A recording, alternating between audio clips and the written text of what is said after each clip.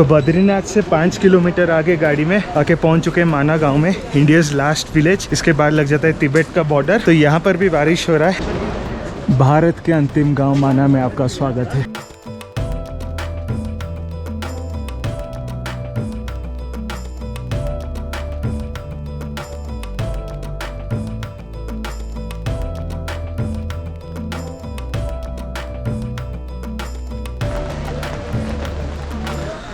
तो माना गांव में ये सब जगह देखने का है। तो हम पहले लेफ्ट साइड को जाते हैं, भीमपुल वगैरह देख के फिर जाएंगे गणेश गुफा।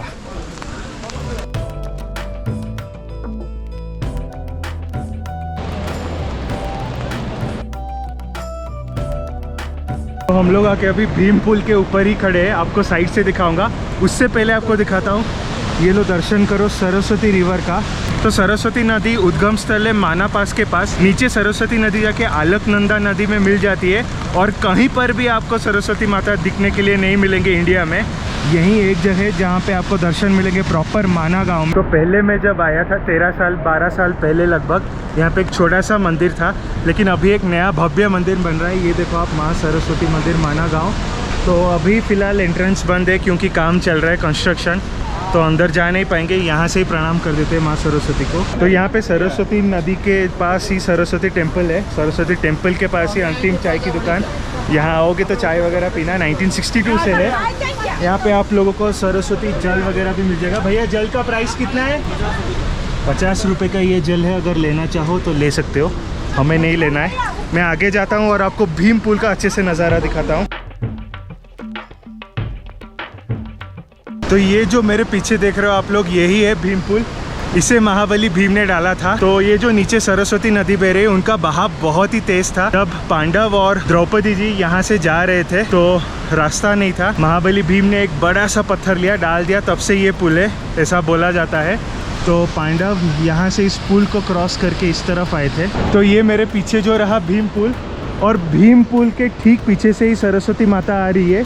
आके यहाँ पे नीचे आप देखो, और आगे जाके इस जो पहाड़ है, ये पहाड़ के उस पार अलकनंदा नदी है जो कि आती है। तो दोनों मिल जाते हैं और सरस्वती नदी जो है वो लुप्त हो जाती है, गुप्त रूप से अंदर चली जाती है ज़मीन के, और कहीं पर भी आपको देखने के लिए नहीं मिलेगी। तो इसका राज मैं आपको थोड़ी देर के बाद बताऊंगा, क्योंकि सरस्वती नदी क्यों आप लोग नहीं देख पाते। वसुधरा फॉल्स का ट्रैक यहाँ से शुरू होता है। 5 किलोमीटर का ट्रैक है। मैं तो जा नहीं पाऊँगा, मेरे घर वाले नीचे। ये भाई जाके आए थे। भाई आपका नाम? चंद्रकांत। भैया बताओ कितना दूर है? लगभग 5.5 मिनट। कितना टाइम लगता है करने में? 1.5-2 घंटे लग जाएगा। 1.5-2 घंटा लगेगा। फ़ोटो ज़रा दिखाओ हमको। हम तो जा नहीं पाए, फ़ोटो में आपको ज़रा दिखा देंगे। ऐसे ही कुछ दिखता है फॉल्स।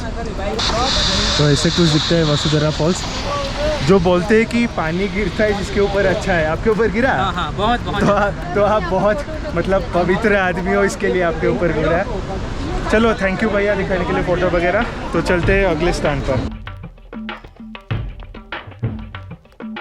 तो वहाँ से भीमपुल से नीचे से आ रहा था, ये टोपी दिखा, बहुत इच्छा हो रहा था, लिया। 150 रुपीज़ आंटी ली, कुछ भी प्राइस नहीं काटी, लोकल उत्तराखंडी टोपी। और यहाँ पे ब्यास गुफा जा रहे, थोड़ा पतला रोड है, ट्रैफिक जाम हो रहा है।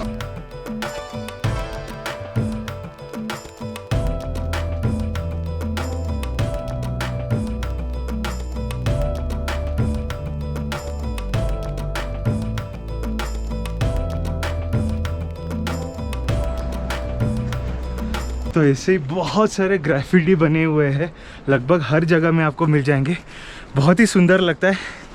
और जितना भी देखो आप, नज़ारा ख़त्म ही नहीं हो रहा है। वहाँ पे दूर मेरे को व्यास गुफा दिखाई दे रहा है।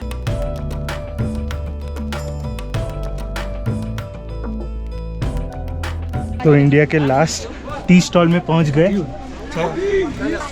तो इंडिया के लास्ट टी स्टॉल में मना गांव में चाय पी रहे। कैसा लग रहा है आपको यहाँ पे आके? How are you feeling? Amazing. Yeah, super. How was the walk trek up to here? Super. You enjoyed it? Yes. Fine. और लास्ट टी स्टॉल तो हो गया, चाय वगैरह पी दिया। और यहाँ पे सामने है व्यास गुफा।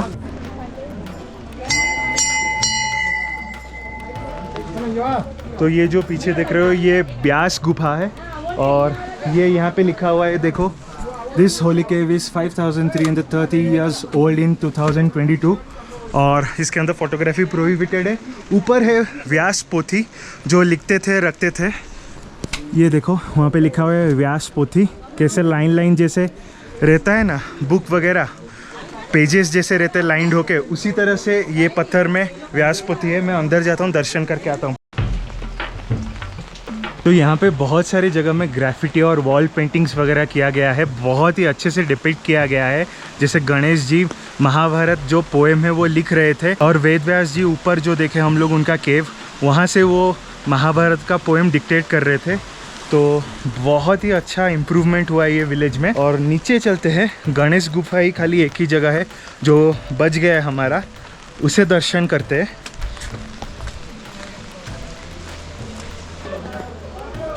गणपति